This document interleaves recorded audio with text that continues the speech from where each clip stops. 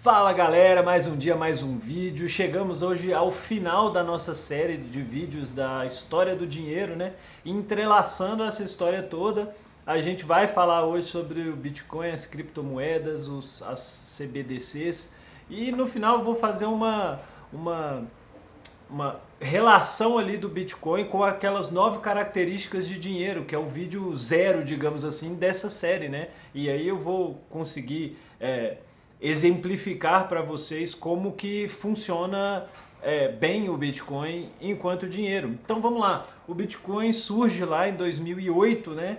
A gente no meio de uma crise bancária mundial assim gigantesca e claramente com uma crítica, né? Porque o Bitcoin você pode inserir informações lá e quando o Satoshi inicia ali o bloco Gênesis, ele coloca uma crítica direta ao sistema bancário, né? Que abusa da confiança das pessoas e, e acaba destruindo a energia monetária das pessoas nesse processo. Então ele lança o white paper do Bitcoin ali em 2008. Em 2009 já começa a rodar ali é, a rede, o início mesmo ali, acho que 3 de janeiro já que começa a rodar. E o Bitcoin foi. E o white paper foi lançado 31 de outubro de 2008, né? Então um espaço curto aí de tempo para o lançamento do white paper para realmente começar a rodar a rede e a partir daquele momento ali, né, como a gente já viu aqui no canal, o Bitcoin era só era uma moeda ali digital, as pessoas, os mais nerdão lá, os cypherpunks lá usavam essa moeda como aquela coisa nova que surge ali e fica num grupinho, né? E aí em 2010 a gente teve a primeira transação de Bitcoin para comprar algo no mundo real, que foram as 2 pizzas lá compradas por 10 mil Bitcoins na época. E até hoje é comemorado, né, o Pizza Day. Eu até fiz o vídeo aqui no canal do dia do Pizza Day esse ano, eu pagando uma pizza lá com Bitcoin, né, no estabelecimento, numa pizzaria que aceitava o Bitcoin. E foi um grande marco, né? Até hoje o cara é lembrado por essa compra e ele diz que não se arrepende, né? Porque faz parte ali da história do Bitcoin. E aí em 2015 a gente teve o lançamento da Ethereum, né? Que é a segunda criptomoeda aí, lançando o conceito aí de smart contracts, que é muito interessante, né? São contratos inteligentes, para ficar mais fácil, que é um conceito basicamente de você poder executar contratos de forma descentralizada. Ah, mas para que serve isso? Independência de órgãos reguladores e intermediários, tipo o cartório, por exemplo, entendeu? Então a tendência é que isso tende a acabar, né? Então a Ethereum veio com essa ideia. E aí em 2017 a gente teve um boom gigantesco de novas criptomoedas surgindo para milhares e milhares de soluções diferentes e para vários tipos. Tem criptomoeda até de time de futebol, né, para vocês terem uma ideia. Então, tipo assim, chamado de fan token, né, que a pessoa compra esse dinheiro lá e é como se fosse uma digamos bem entre aspas, uma açãozinha ali daquele time e que o time decide que tipos de benefícios esses detentores daquela moeda, do fan token, podem ter, né? Então, só para vocês terem uma ideia da proporção que as criptomoedas atingiram nesse período. E aí em 2020, né, e isso o Bitcoin crescendo, né, e tal, a adoção só crescendo. Em 2020 a China usa dessa tecnologia para criar a primeira CBDC, que são as moedas dos bancos centrais, baseado nesse sistema de Bitcoin, do Bitcoin, né, que é a blockchain. Então é um dinheiro governamental totalmente digitalizado, só que diferentemente do Bitcoin, que tem um controle baseado em uma rede descentralizada, né? Ou seja, que não demanda confiança em órgão nenhum, a CBDC já demanda a confiança centralizada num governo só. Então o governo manda no dinheiro de forma livre, né? Tem acesso a toda a riqueza de todas as pessoas, possibilitando o controle. Então, inclusive por isso que eu sou bem contra essa ideia, acho horrível pro indivíduo, mas enfim, vamos seguir lá. E em 2021, El Salvador foi o primeiro país a adotar o Bitcoin como uma moeda corrente ali, oficial do país, né? Tipo assim, porra, loucura demais, né? Até hoje, acho que nenhum outro país fez isso e acho que até é muito rápido o que eles fizeram e acho que hoje já não é mais oficial, mas é permitido, então acaba que ficou na mesma assim. Por politicagens ali mudaram isso, mas não deixa de ter sido um marco ali importante, como, né, 2021, o primeiro país ali a adotar o Bitcoin tão de forma tão grande, né? Uma nação ali adotando o Bitcoin. E aí a gente teve em 2023 mais países começando com a ideia das CBDCs, tipo assim, pô, viram lá na China o experimento e falaram, pô, é uma forma fácil da gente ter controle total sobre o dinheiro, né? Tipo, claro, existem benefícios nas CBDCs, só que eu acho que os malefícios é muito problemático, sabe? O efeito colateral, que é o controle absoluto de uma instituição centralizada, eu acho que é completamente tóxico e terrível, falando de liberdade, né? Que é algo que eu defendo muito por aqui. Aí, avançando para 2024, ano passado, a gente teve a aprovação, no início sim do ano, a aprovação dos ETFs de Bitcoin, né? Aí, onde permitiria ali que as empresas, propriamente dito, tivessem exposição ali no Bitcoin meio que de forma oficial, e era algo antes impensável que o Bitcoin ia invadir o mercado tradicional dessa forma, né? Bitcoin ficava ali como uma coisa marginal ao sistema financeiro mundial. E a aprovação dos ETFs veio para mudar isso e de forma rápida, né? De forma muito meio que, pô, quando assustou o negócio oficializou, digamos assim, né? E aí a gente chega para esse ano né, nesse momento, a gente passou por um período de muita baixa aí do Bitcoin, desde o início de 2025, né? Mas nesse momento o Bitcoin dando uma acelerada, batendo aí sua máxima histórica, tá aqui nesse momento nos 118 mil, com a máxima de todos os tempos aí, então, né, quem comprou Bitcoin já tá no lucro aí de qualquer forma, querendo ou não. E o mundo inteiro tendo ali 20% das suas transações globais sendo realizadas em cripto, né? Não só em Bitcoin, mas outras criptomoedas. E a gente tendo vários recursos diferentes, como eu falei aqui, dei o exemplo aqui do fan token, mas também tipo assim o setor de RWA, que é tokenização de ativos do mundo real, né? Então, por exemplo, sua casa, seu imóvel é um negócio que você não consegue dar como garantia pedaços. Por exemplo, sua casa vale 100 mil. Você não pode dividir sua casa em um quarto que vale 10 mil e negociar isso e dar isso como garantia para fazer algum negócio. Agora, quando você tokeniza isso, é possível, porque o token ele é divisível, sabe? Então, isso está crescendo muito, a adoção está sendo colossal e muito rápida, assim, e todo dia tem coisa nova, tem legislação nova, tem país defendendo isso, tirando aquilo, enfim, é uma mudança, é um mercado com uma mudança muito acelerada e fica difícil até da gente conseguir acompanhar, né? Mas bom, o Bitcoin basicamente eu falo muito dele aqui no canal e como sendo esse dinheiro mais importante, e eu vejo isso muito em função dessas características de dinheiro que eu trouxe aqui naquele vídeo e que agora eu vou explicar para vocês, né, nos 9 pontos aqui, e explicar por que o Bitcoin é sim um dinheiro de valor e vai ter cada vez mais adoção, né? Assim, porra, não dá para prever, pode cair um meteoro aí, todo mundo morrer e pronto, aí não vai acontecer, mas o tanto que a gente consegue prever e tentar ver lá na frente, né? É provável que é isso que aconteça. Então vamos lá para as 9 características que eu trouxe naquele vídeo lá.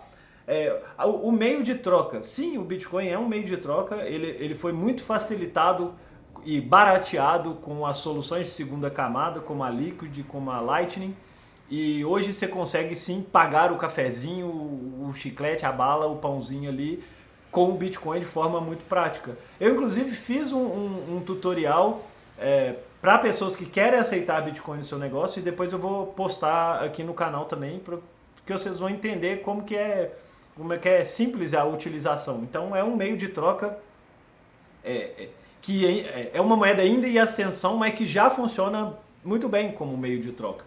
E vai continuar tendo cada vez mais soluções mais práticas para o uso, né? E aí a gente tem a unidade de conta. E a unidade de conta é um dos pontos em que o Bitcoin não atingiu ainda como característica de dinheiro.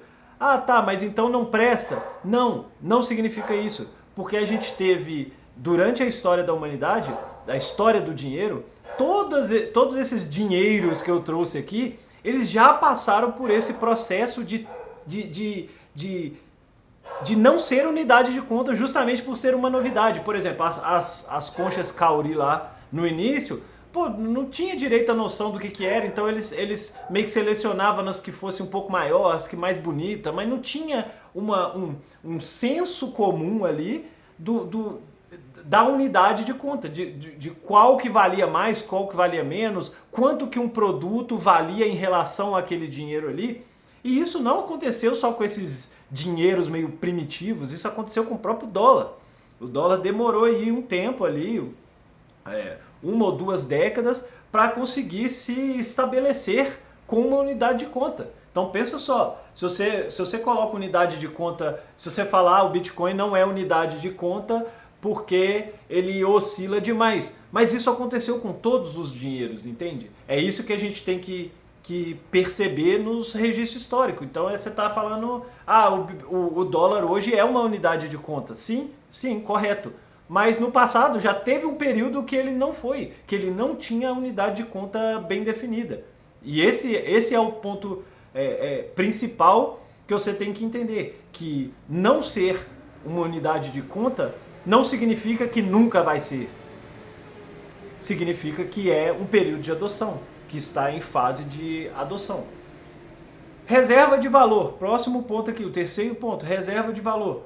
Pô, só abrir o gráfico do Bitcoin e ver a oscilação, né? Eu já fiz um vídeo aqui no canal do estudo que eu fiz de ano a ano, como que o comportamento do Bitcoin. E era basicamente num ciclo de 4 anos, subir 3 e cair 1, entendeu? O problema é você comprar num topo desse ciclo e viver o período do ano que ele cai, digamos assim, sabe? Mas se a pessoa segura por mais tempo que isso, por exemplo, 4 anos, ela, com certeza, bem entre aspas, ali, ela vai ter uma valorização muito grande. Então, a gente tem, até o momento, uma certeza histórica. Daqui para frente, como eu disse, nada é certo, 100% certo. A gente fala de probabilidade, mas as chances é que se continue a acontecer dessa forma, porque o processo está acontecendo, a adoção está crescendo, e isso é fato. E então, como reserva de valor, funciona muito bem, e como eu dei o exemplo aqui, o Bitcoin está nas máximas históricas. Quem guardou Bitcoin, quem guardou Bitcoin, comprou um Bitcoin, qualquer momento da história do próprio Bitcoin, desde 2009, quando começou a rodar até hoje, tem lucro, entende? Esse é o ponto, essa é a reserva de valor que o Bitcoin tem, inclusive por ele não ser inflacionário. Tipo assim, na verdade ele é inflacionário, ele está num período que ele é inflacionário, porque mais Bitcoins são colocados no supply máximo a cada 10 minutos, né? Quando gera um bloco, gera ali uma quantidade de Bitcoin, só que ele é programável e a inflação dele é decrescente. Aí, a chegar num ponto lá, que calcula-se mais ou menos no ano de 2140, que vai parar de ser emitidos mais Bitcoins, né? Então no todo, na visão do todo, essa previsibilidade do Bitcoin coloca ele basicamente, falando de forma generalizada, como um ativo deflacionário. Então isso para a reserva de valor é uma coisa ótima, é uma coisa gigante, sabe? A previsibilidade é muito importante.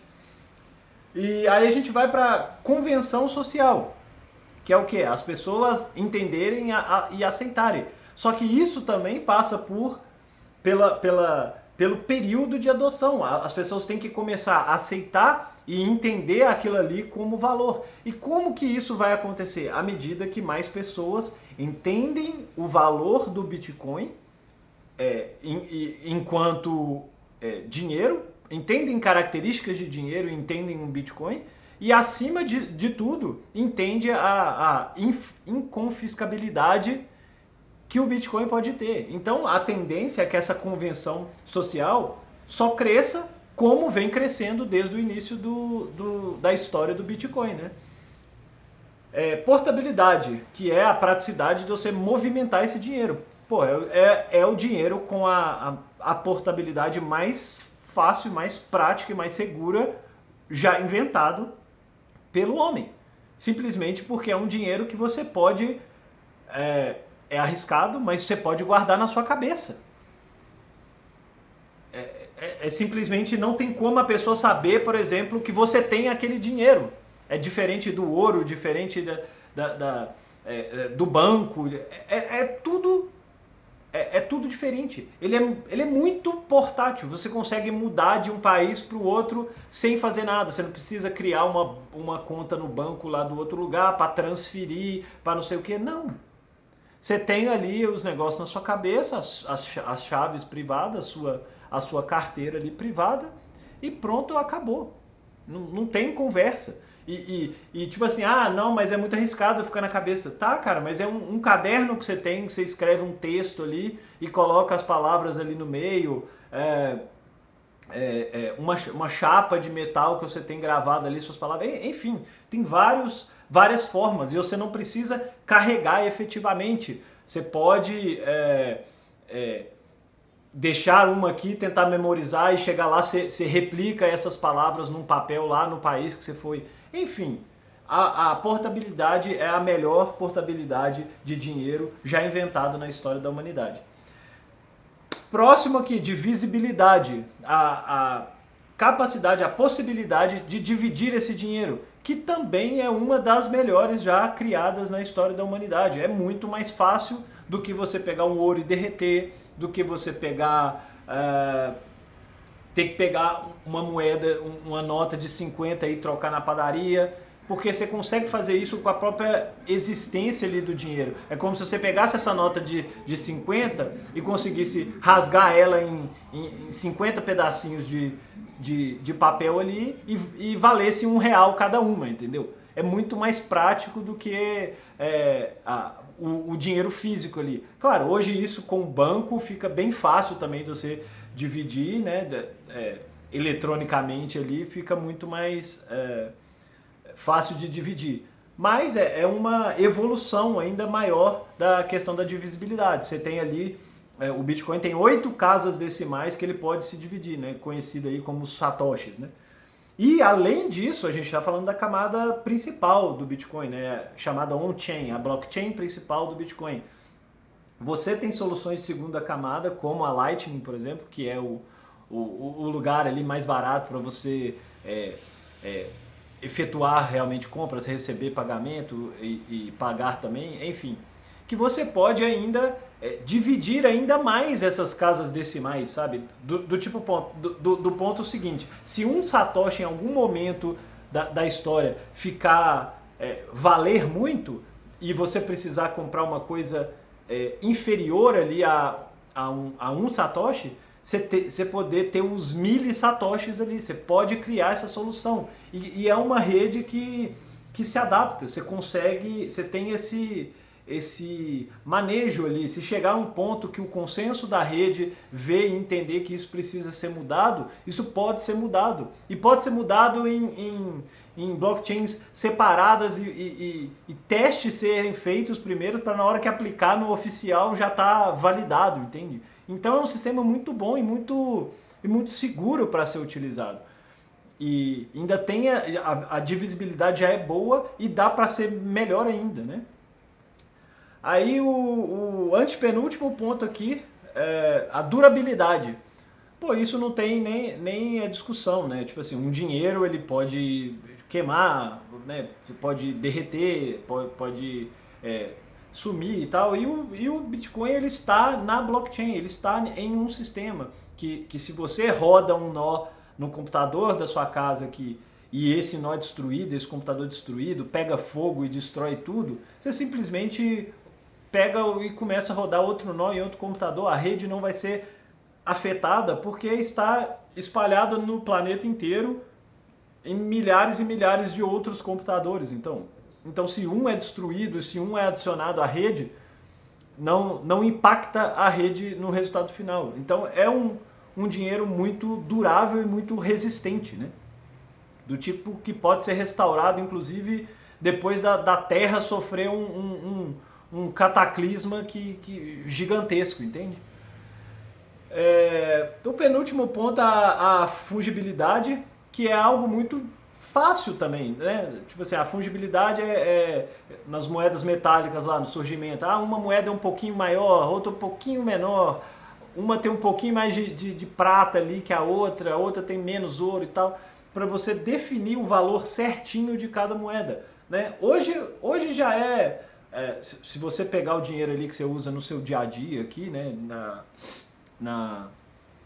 por exemplo, o real, hoje o real tem uma fungibilidade ali muito boa, porque você sabe direitinho a moeda, o valor daquela moeda ali, o valor daquela nota. Então, em termos de fungibilidade, o Bitcoin é bom, igualmente bom como qualquer outra moeda.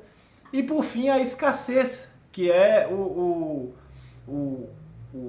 fornecimento dessa moeda, que a gente já falou um pouco ali na reserva de valor, mas que cabe aqui também. Tipo, o Bitcoin é escasso e ele é previsível, a escassez dele é previsível. Não tem como você criar mais Bitcoins. Não existe essa possibilidade da rede já pré-definida ali, estabelecida, criar mais Bitcoins. Ele já é programado para um número específico.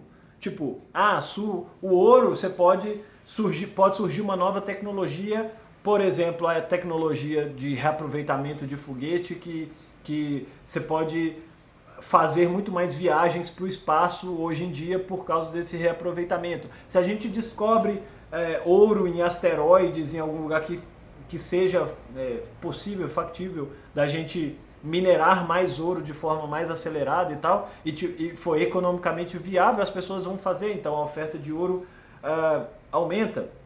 E não só isso do foguete, eu dei vários exemplos, eu dei só um exemplo de vários que podem acontecer. Pode ter um desenvolvimento de uma máquina com um avanço tecnológico que vai ficar mais barato extrair ouro, pode extrair ouro do fundo do mar, enfim. Eu usei o ouro aqui como um exemplo de escassez, que o ouro ainda é difícil, é escasso, mas nem se compara à previsibilidade que o Bitcoin tem.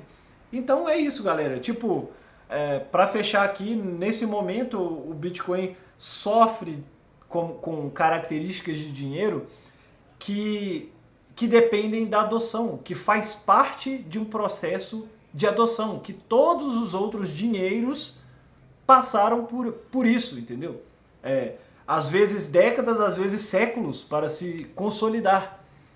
E o Bitcoin está passando por esse processo de consolidação dessa unidade de conta e essa convenção social.